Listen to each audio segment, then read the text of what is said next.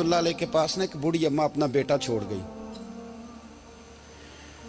تو حضرت صاحب نے کو 2 4 5 مہینے رکھا. تو بعد میں اس کی اماں کو بلا کے کہا کہ تو بیوہ ہے, بیٹا تیرا یتیم ہے, میں نہیں چاہتا کہ اس کا وقت ضائع ہو. یہ پڑھنے والا کوئی نہیں, سارے نہیں بھائی پڑھنے والے ہوتے. اب یہاں علماء بیٹھے ہیں, میں بے ادب بھی نہ ہو جاؤں. کچھ پورے 8 سال لگا کے بھی آ جاتے ہیں, سند بھی ان کے پاس ہوتی ہے. ناراض نہ ہو جانا, یہ تو سب اچھے لوگ ہیں. سند ہوتی ہے پر پتہ کوئی نہیں ہوتا. یہ اعلیٰ حضرت نے لکھی ہے بات. سند ہوتی ہے, پوری ڈگری ہوتی ہے, اس پہ کئی لوگوں کے سائن بھی ہوتے. تو بہت سارے طالب علم ایسے ہوتے ہیں جو مدارس میں کہتے ہیں میں فاضل فلاں ہوں, لیکن کوئی شے پاس. تو مولانا سردار احمد صاحب محدث اعظم پاکستان رحمۃ اللہ علیہ اس بوڑھی کو کہنے لگے تیرا بیٹا کند دینا ہے, پڑھنا پڑھانا اس نے کچھ بھی نہیں. تو یتیم بچہ ہے, کل کو تو کہے گی کہ میرے بیٹے نے وقت ضائع کیا تو واپس لے جا. بوڑھی اماں رونے لگ گئی, کہنے لگی میں پڑھانے تو نہیں لائی تھی, میں تو آپ کو رب کا ولی سمجھتی ہوں, میں تو نوکری کرانے لائی تھی. نوکری. حضرت انس بن مالک کہتے ہیں میری اماں بھی حضور کی بارگاہ میں دے گئی تھی. حضور کی بارگاہ میں یہ نہیں کہا تھا کہ یا رسول اللہ پڑھا دیں, ہاں میں ذمہ داری سے بات کر رہا ہوں. یہ نہیں کہا تھا حضور مجاہد بنا دیں. یہ تھوڑی کہا تھا کہ یا رسول اللہ صلی اللہ تعالی علیہ وسلم سے مفسر, محدث, محقق, مفتی بنا دیں. حضرت انس کی اماں کہہ گئی تھی سونیا جب تک یہ رہے گا نا آپ کی نوکری کرے گا, یہ گھر کے کام کاج کرے گا, ڈیوٹی کرے گا. حضور یہ آپ کی نوکری کرے گا. تو میرے محبوب نے پھر دعا کر دی, اللہ اسے برکت عطا فرما. تم سمجھتا ہے خدمت والا خالی رہ جاتا ہے؟ جتنا ذائقہ خدمت والے کو ملتا ہے, جو اس کے نصیب میں آتا ہے, وہ کسی کا نصیب کہاں بھائی. حضرت انس کہتے ہیں حضور نے دعا کر دی, برکت کی. مجھے تو کھیتی باڑی آتی بھی نہیں تھی, پر لوگوں کے باغ میں سال میں 1 دفعہ پھل لگتا تھا, میرے باغ میں 2 دفعہ لگتا تھا. حضور نے دعا کر دی یا اللہ اسے اولاد دے. فرماتے ہیں میرے بیٹے, میرے پوتے, میرے نواسے, میری بیٹیاں. فرماتے ہیں میں زندہ ہوں اور میری 100 اولادیں موجود ہیں. پریشان ہو گیا 100 سن کے کہ بچے 2 ہی اچھے, 100 اولادیں میری موجود ہیں. حضرت انس بھی مولانا سردار احمد صاحب کے پاس نا چھوڑ گئی بچہ. کہنے لگی حضرت جی میں کو پڑھانے کے لیے تھوڑا چھوڑ گئی ہوں, میں تو اس لیے چھوڑ کے گئی ہوں کہ آپ مہربانی کریں, خدمت کرائیں. تو حضرت جی کہنے لگے کوئی ایسا کام ہی نہیں, خدمت والا کیا کراؤں. کہنے لگی پٹھے پوا لیا کرو. جی ہن لڑ پیندے نے, کہنے نے بچے کام کر دیں مدرسے دا. حالانکہ اب کہاں بچے کام کرتے ہیں, اب تو گزر گیا دور, اب تو بچے کام کراتے ہیں. اب بچے بھی ناراض ہو رہے ہیں, گھور گھور کے دیکھ رہے ہیں. صحیح پہ رہا ہوں آپ کو, بچے کام کراتے ہیں, بچے کہاں کام کرتے. کہنے لگی یہ چارہ ڈالے کرے گا آپ کی بھینسوں کو. تو حضرت نے اس کو کہا کہ بی بی چارہ میری بھینسوں کو ڈالنے کے لیے میں نے بندہ رکھا ہوا ہے, تو جا لے جا. کہنے لگی ہاتھ باندھ کے حضور مہربانی کریں رکھ لیں, چارہ ڈالے گا. اور پتر توجہ سے چارہ ڈالنا حضرت کی بھینسوں کو. رونے لگی. حضرت نے رکھ لیا, مہینے کا خرچہ بھی دیتے. شام کو نا وہ سارا دن کام کرتا, شام کو آ کے پیروں میں بھی بیٹھ جاتا. حضرت جی لائیں تیل تھوڑا سا, پیر نہ دبا دوں. 8 سال ساتھ والے پڑھتے رہے, یہ بیچارہ نوکری کرتا رہا. میرا روپ بھی نہیں تے میرا رنگ بھی نہیں, اور مینو یار منان دا ٹنگ بھی نہیں. کبھی کبھی نا حضرت بلال حبشی فارغ ہوتے نا تو نبی پاک کی بارگاہ میں عرض کرتے حضور کوئی کام تو نہیں, سارے ہو گئے, حضور جاؤں ذرا. چلے جاتے. ایک دن سلمان فارسی کہنے لگے یا رسول اللہ یہ بلال کہاں جاتا ہے. فرمایا جا دیکھ کے تو آ. حضرت سلمان واپس آئے تو آ کے رونے لگے. کہنے لگے سونیا جب یہاں سے جاتا ہے نا تو جا کے سیدہ فاطمہ کی چکی پیسنی شروع کر دیتا, بی بی صاحبہ کے کام کرنے لگتا ہے. گھر میں جا کے اسنین کی ڈیوٹی کرتا ہے, وہاں بھی کام یہاں بھی کام. وہ چارہ ڈالتا رہا, اس نے چارہ ڈالا. حضرت محدث اعظم کی بھینسوں کو دستار فضیلت کا وقت آ گیا, سارے پگڑیاں سجا کے آ گئے, آج دستار ہوگی. یہ نہ پیچھے ہو کے بیٹھ گیا, چونکہ پڑھا ہی نہیں تھا تو دستار کا ہے کہ دستار تو اس کی جو پڑھے گا.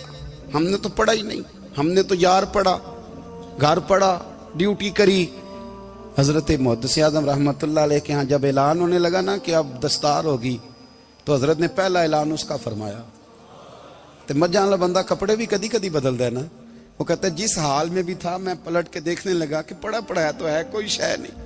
تو یہ ماجرا کیا ہے.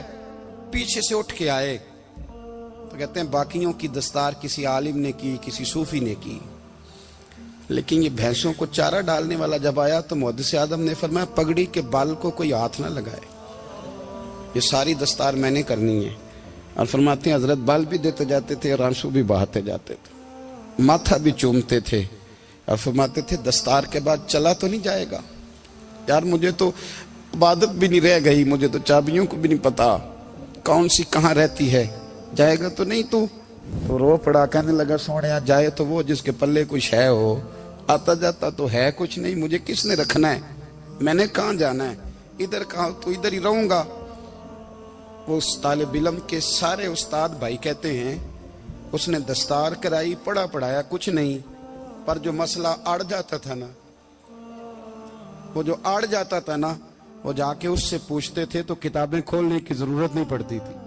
حضرت ام سلمہ رضی اللہ تعالیٰ عنہ کہتی ہے میں نے عرض کی یا رسول اللہ صلی اللہ علیہ وسلم میری بچی بڑی بیمار ہے, تو مجھے کسی نے کہا ہے یہ تھوڑی سی نشے والی چیز ہے, یہ بنا کے تیار کر کے دو صحیح ہو جائے گی, بیمار ہے بچی تو یہ نشے والی چیز ہے, اس کو تیار کر کے دو, تھوڑا نشہ ہے. اگرچہ بعض, میں نے شروع میں کہا, بعض لوگ مریض کو, سخت مریض کو ایسی ادویات جو مجبوری بن جائے اس کی گنجائش اور اجازت دیتے ہیں. محتاط علماء تو اس میں بھی بہت ساری چیزیں پہلے بیان کرتے ہیں, لیکن اس نے کہا جی نرا نشہ دینا ہے شفا کے لیے. حضرت ام سلمہ کہتی ہے میرے نبی پاک نے میری طرف دیکھا, میری طرف, تو میں نے کہا یا رسول اللہ آپ کیا فرمانا چاہ رہے ہیں؟ تو نبی پاک نے فرمایا ام سلمہ کبھی ناپاک چیز میں بھی شفا ہوئی ہے, کبھی ناپاک چیز میں بھی, کبھی شراب اور خمر میں بھی شفا ہو سکتی ہے. شفا رب کریم نے رکھی ہے پر شہد کے اندر رکھی ہوئی ہے, شفا اللہ نے رکھی ہے قرآن مجید میں رکھی ہوئی ہے, تو اس میں بھی کبھی یہ حضور نے بیان کیا ہے کہ اس کے اندر شفا ہو سکتی, تو امت کتنی دلیری کرتی ہے جو یہ مشورے دیتی ہے کہ اس کے اندر نشہ ہے, شراب ہے, تو کھانسی چلی جائے گی تو فلانی بیماری چلی جائے گی. نہ آؤ ان چیزوں پہ, نہ اپنے ایمان کو خرابی دو, اور نہ ایسی باتیں کرو جس سے کہ ڈائریکٹ رسول اللہ صلی اللہ علیہ وسلم کے واضح ارشادات کی مخالفت ہو. میرے نبی پاک صلی اللہ علیہ وسلم نے فرمایا, اور پھر کچھ لوگ کہتے ہیں تھوڑی پی ہے جی. اب تو میں تجزیے میں پڑھ رہا تھا کہ ایسی شراب ایجاد ہو گئی ہے, لوگ شراب پیتے ہیں اور وہ مست بھی رہتے ہیں, کار بھی چلاتے رہتے ہیں, کہتے ہیں جی نہیں ہمارا ذہن معاف نہیں ہوا تو یہ والی صحیح ہے, نشہ نہیں لاتی. میرے نبی پاک صلی اللہ علیہ وسلم نے فرمایا جس چیز کی تھوڑی مقدار, زیادہ مقدار حرام ہے اس چیز کی تھوڑی مقدار بھی حرام ہے, جس کی زیادہ مقدار حرام ہے اس کی تھوڑی بھی. تو خمر اور شراب اگر فل پینا جائز نہیں تو تھوڑی پینا بھی جائز, یہ حرام ہے اور حرام تھی اور قیامت تک حرام ہی رہے گی. میرے نبی پاک صلی اللہ علیہ وسلم نے منع کیا اور حضور نے اظہار ناپسندیدگی فرمایا, اور میں 40 دن تو عبادت ہی قبول نہیں ہوتی شراب پینے والے جب تک سچی توبہ نہ کرے. یہ لفظ جب ادا کرتا ہوں تو شرم سے میری زبان لڑکھڑاتی ہے کہ یار درباروں پہ بھی نشہ بکتا ہے.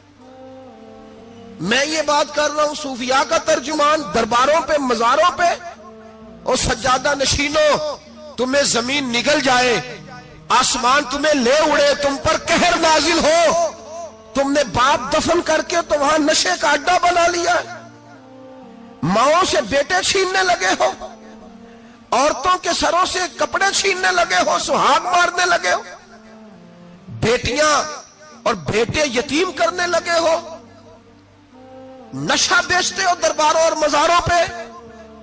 یہ تماشا لگ گیا. آپ کیسے کروں یہ بات, پر کرنی پڑ رہی ہے, مجبوری ہے, یہ مضمون مکمل نہیں ہو سکتا. بند کر دیں وہ دربار, ہمیں نہیں چاہیے جن درباروں پہ نشہ بکتا ہے. میں ذمہ داری سے کہہ رہا ہوں, بات ریکارڈ ہو رہی ہے. جوتے کی نوک پہ وہ سجادہ نشین جو امت کو ڈرگز دیتا ہے, وہ سجادہ نشین کا ڈیرا نہیں, وہ گند کا اڈا ہے, وہاں سے فیض نہیں مل رہا, امت کی تباہی ہو رہی ہے. بتا دو, پھیلا دو, اس کو اعتراض کرنا ہے کرو. میرے رسول پاک سید عالم صلی اللہ تعالی علیہ وسلم کا دین ضروری ہے, کسی پیر کی سجادگی ضروری, بولیے سجادگی ضروری. بڑی ذمہ داری سے کہہ رہا ہوں اور نمائندگی کر رہا ہوں اپنی جماعت کی. نہ ہمارے بزرگوں نے کل اس کی حمایت کی تھی، نہ آج کرتے ہیں، نہ قیامت تک کریں گے۔ بند کر دیں وہ دربار اور مزار۔ بزرگ دنیا میں یہ کام کرنے آئے تھے، اور ہماری سوچ اتنی گر گئی ہے، اتنے ہم کمزور ہو گئے۔ کہتے ہیں جب اس کو چڑھ جاتی ہے تو پھر بڑی معرفت کی باتیں سناتا ہے۔ تجھے شرم نہیں آئی یہ لفظ کہتے ہوئے؟ اب نشئی تجھے معرفت سکھائے گا؟ اب تو شرابی سے، بھنگی چرسی سے دین سیکھے گا؟ کہتے ہیں اس نے پی ہوئی تھی، چڑھی ہوئی تھی، وہ بات کر دی تو میرا کام بن گیا۔ اتنی گندی اور میلی سوچ صاحب ایمان کی ہوتی ہے، تو اب نشیوں سے جا کر دعائیں کرائے گا؟ سن، میرے نبی پاک صلی اللہ علیہ وسلم نے فرمایا جو شراب پی لے، نشہ کر لے، اس کی تو 40 دن تک عبادت رب قبول نہیں فرماتا۔ تو کہتا چڑھی ہوئی تھی تو اس نے دعا کر دی، تجھے شرم ہی نہیں آئی بات کرتے؟ حیا ہی نہیں کیا تو نے جملہ بولتے؟ یہ کوئی تصوف اور طریقت ہے؟ جاؤ اٹھا کے لے جاؤ۔ ایسی کوئی تصوف اور طریقت ہمیں نہیں چاہیے، ہمیں وہ والی طریقت چاہیے جس میں خدا کے قرآن کی بات ہوتی ہے اور محمد مصطفیٰ کے فرمان کی بات ہوتی ہے صلی اللہ علیہ وسلم۔ تو بھائی یاد رکھو، یہ کوئی طریقہ نہیں۔ ایک مزار ہے، مجھے ایک صاحب کہنے لگے آ جائیں یہاں بھی فاتحہ پڑھیں۔ میں نے کہا یہاں کیا ہے؟ کہنے لگے تھے تو بابا جی نشہ وشا کرتے، پر اب سنا ہے لوگوں کی منتیں بڑی پوری ہوتی ہیں۔ مجھے جذبات بڑے کم آتے ہیں۔ میں نے اس آدمی کو گریبان سے پکڑ لی، میں کہ ادھر ہٹ، وہ تو نشہ کرتا تھا اور تو جاتا تھا، تیری یہ کیسے طاقت ہوئی؟ تو نے مجھے مشورہ دے دیا، تو ہمیں کمزور سمجھتا ہے؟ ہم کمزور ایمان کے لوگ ہیں، اور میں یہاں تجھے کہوں گا نہیں نہیں میں یہاں نہیں جاتا، میں وہاں جاتا ہوں۔ بالکل کوئی لگی لفٹی بات نہیں، کھری بات۔ تصوف وہ، دربار وہ جہاں قرآن پڑھا جائے اور رسول اللہ کی حدیث سکھائی جائے، باقی کوئی مطلب نہیں کسی قسم کا۔ میں داتا صاحب کبھی جاؤں نا جلسہ کرنے کسی کام سے، کسی تقریب میں، تو میں داتا صاحب کے مزار پہ نہیں جاتا۔ میں کہتا ہوں یار یہ یرانہ نہیں کہ بندہ کسی کام آیا تھا تو فاتحہ پڑھ لی، واپس چلو گکھڑ سے اسپیشل آئیں گے داتا صاحب کے مزار پہ حاضری دینے۔ اور میرے سنگی گواہ ہیں کہ میں اسپیشل ٹائم نکال کے بہت سارے کام چھوڑ کے اسپیشل جاتا ہوں، اور میں مراد ماننے نہیں جاتا، میں داتا صاحب کا شکریہ ادا کر دے جاتا ہوں۔ میں ان سے کہتا ہوں حضور آپ کی مہربانی، آپ یہاں آئے تو ہمارے بڑے بھی رسول اللہ کے غلام بن گئے۔ میں تو سلام عقیدت پیش کرنے جاتا ہوں۔ ہم مزارات پر جانے کے قائل نہیں، بلکہ ہماری تو عقیدت کا درجہ ہی مکمل نہیں ہوتا جب تک ہم مزار پہ سلام نہ کریں۔ پر مزار داتا صاحب کا، مزار خواجہ معین الدین اجمیری کا، مزار غوث اعظم جیلانی کا، مزار محدث اعظم مولانا سردار احمد کا، مزار اولیاء کا، مزار میاں شیر محمد شرک پوری کا، مزار رب کریم کے بندوں کا۔ بھنگیوں چرسیوں کے مزار نہیں ہوتے، اور نام ان مزارات کے قائل ہے، بالکل قائل نہیں ہم۔ میں تھوڑے دن پہلے لاہور گیا تھا، تو میں کار میں میاں صاحب میاں شیر محمد شرک پوری کا ذکر کر رہا تھا۔ میں اپنے دوستوں سے کہہ رہا تھا یار بہت بڑا بابا ہوا ہے، تو مجھے کہنے لگی کرامت کیا ہے؟ میں نے کرامت یہ ہے کہ ساری زندگی سنت کا درس دیا ہے۔ تو مجھے کہنے لگے آپ کبھی گئے نہیں؟ میں نے کہا میں اسپیشل گیا تھا، اور تھوڑے دنوں کے بعد پروگرام بناؤں گا تو میں ساتھ لے کے جاؤں گا۔ ہم مزارات کے قائل ہیں، حاضریاں دیں گے مزاروں پہ، لیکن بھنگیوں چرسیوں کے مزاروں پر جانے کے قائل ہیں؟ زور سے بولے، یہاں جانے کے قائل ہیں؟ کوئی عقیدہ نہیں ہے ہمارا۔ نشہ بکے گا اب مزاروں پہ، اب یہ تصوف ہوگا وہاں، یہ طریقت ہوگی؟ اور ملت پر رحم کھاؤ خدا را۔ اگر تمہارے قومی ادارے کہتے ہیں رپورٹ کرنے والے کہ 70 لاکھ پاکستانی نشہ کرتا ہے، تو کیا تمہیں یہ نہیں پتا کہ نشہ بیچتا کون ہے؟ کیا تمہیں یہ نہیں پتا کہ ڈرگز کا کاروبار کون کرتا ہے؟ اگر تمہیں یہ پتا ہے تو کیا یہ خبر نہیں تمہیں کہ ان رگوں پر یہ خون اتارتا کون ہے؟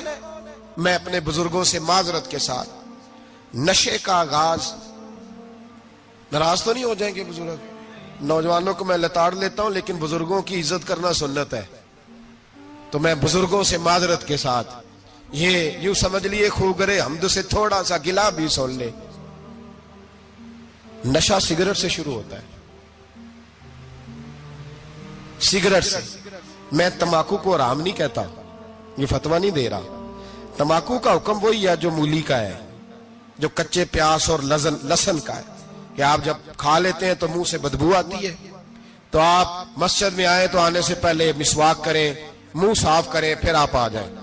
تو جائز ہے، مکروہ ہے لیکن حرام.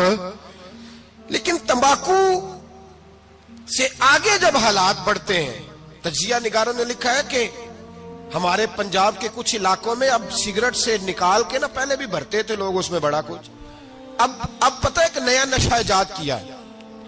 اب اس کے اندر چرس بھی بھرتے ہیں اور چھپکلی کو مار کے، سکھا کے، خشک کر کے، اس کو پیس کے وہ ساتھ نشے کے ملاتے ہیں، اور اس کا حال یہ ہوتا ہے کہ آدمی کو زیادہ نشہ ہوتا ہے، اور کہتے ہیں وہ اتنا گند ہے کہ وہ آدمی کسی کو دانت بھی لگائے گا تو وہ بندہ بھی بیمار ہو جائے گا.